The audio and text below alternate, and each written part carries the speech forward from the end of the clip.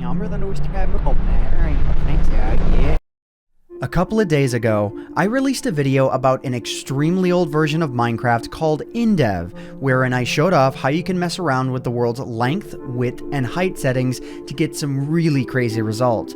Definitely check out that video if you haven't already, but I left that video a little incomplete.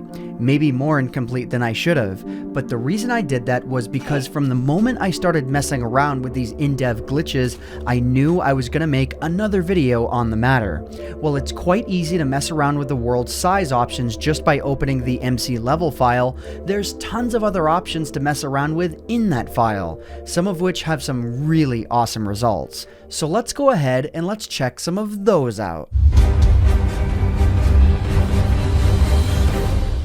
So, alright, getting started, let's take a quick look at what these MC level files look like to find out what else we can mess with. Housed within, there's 5 primary categories that have options within, but only 3 that we're going to focus on for this video, since the About tab is useless, and the Tile Entities tab mainly affects storage chests, which we won't be messing around with since we'll be messing with our inventories directly anyways. So, tab number 1, Environment. If you take a look at the names of all of these settings, it's easy to tell that there's quite a lot that can be messed around with by modifying these options. For cloud color, fog color, and sky color, if we use this handy color integer conversion tool, we can make clouds, fog, and sky any color that we want. If you want to simulate an apocalypse situation, try out some dark red clouds, red fog, and a black sky. Or you can just go full unicorn mode if that's your thing. But alright, next up is cloud height, which I feel is pretty self-explanatory. Do you want the clouds to appear at feet level? Done. Do you want them to not show up at all? Set them to 0. And then there's sky brightness. Again, this one's pretty self-explanatory. In the latest version of Minecraft InDev that I have, if I set this value to be anywhere between 0 and 15, that'll determine how much light the sun will provide to blocks exposed to the sky. If we set this value to anything outside of these values, well, lighting just kinda stops working. It's pretty cool though. These next 4 values are pretty fun to mess around with. The surrounding ground height and type, along with water height and type settings, allow you to modify the terrain that surrounds your map. You can actually set the type of block to any valid block ID that you want. So if you want a map surrounded by magenta wool, well, go for it.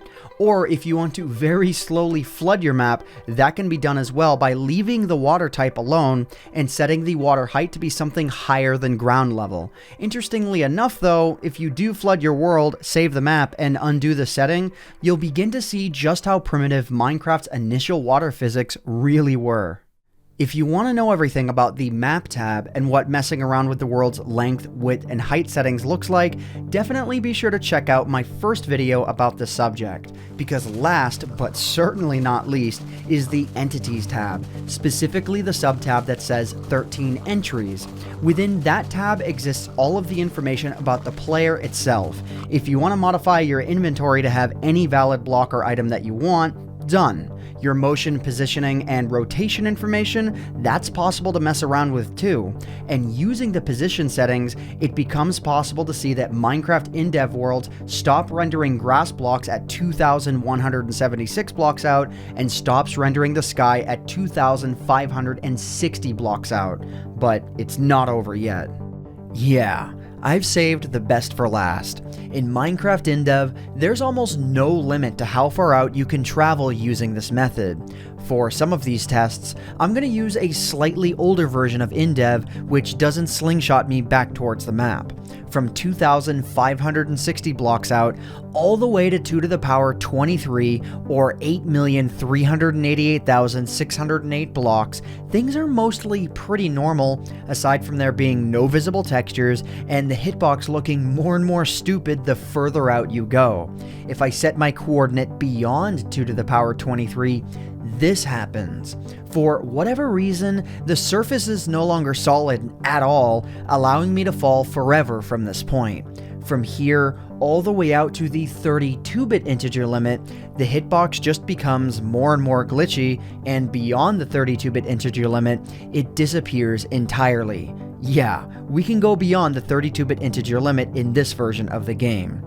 And finally, from here, all the way out to 2 to the power 127, pretty much nothing occurs anymore, unless you're on the version that does slingshot you back towards the map.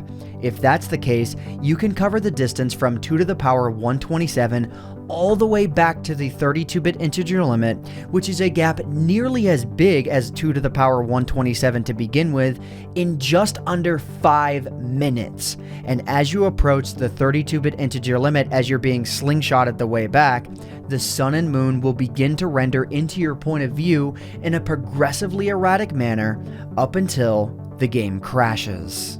So yeah, at this point, I feel like I've done Minecraft in-dev some justice. If you have any glitches that I haven't covered before and want to share them with me, hit me up on Twitter at twitter.com/antvenom. But anyways guys, that just about does it for me for now. If you guys enjoyed this video, please consider leaving a like on it, because it would really help out myself, the channel, and the video quite a lot.